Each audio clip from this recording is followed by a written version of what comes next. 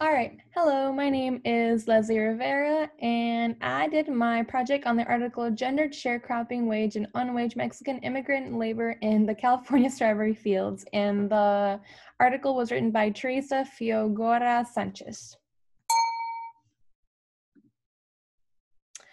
Okay, sorry.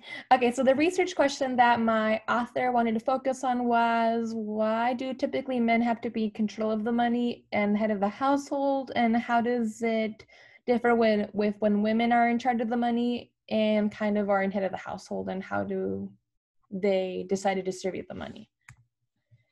The findings and the methods. So she decided to interview and observe Mexican-American strawberry sharecroppers. She used genealogies and used her own ethnographic journals. She asked further information from some of her interviewees, Shadow Chavez and her daughter Isabel, and she interviewed Rosa Abrodor and her younger sister Ruth in their home in around 2011.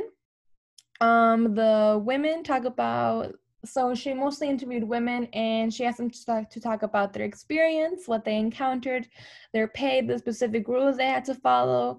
And the majority of the people that she talked to, the family spoke Spanish, so luckily she was bilingual, so she just translated them and added them to her article. And some findings that were found was that typically the women or the mothers or the daughters that were in the family, they would use their money to buy groceries or any things that they needed around the house. So relevance to the question, so some immigrant men that are typically head of the household, they see their sons as independent workers, so they would give them weekly wages of market value. So they would do this because they see their sons, because they wanted to prepare them for when they have a family of their own one day, so they know how to handle money and how to distribute to their family. And they would usually give the leftovers to the women, the wives, or the daughters. But when women were in charge of the family, they would distribute the earnings equally to their sons and daughters or their husbands. And they would usually require the adult workers to contribute weekly to the household expenses.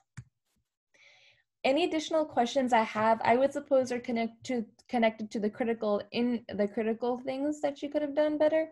I wanted to know why specifically she chose those group of people. Like, did she know them personally? Did she have them volunteer? And maybe I would have liked if she asked them why they chose specifically to work in the strawberry fields, and maybe why they chose to come to America. Thank you.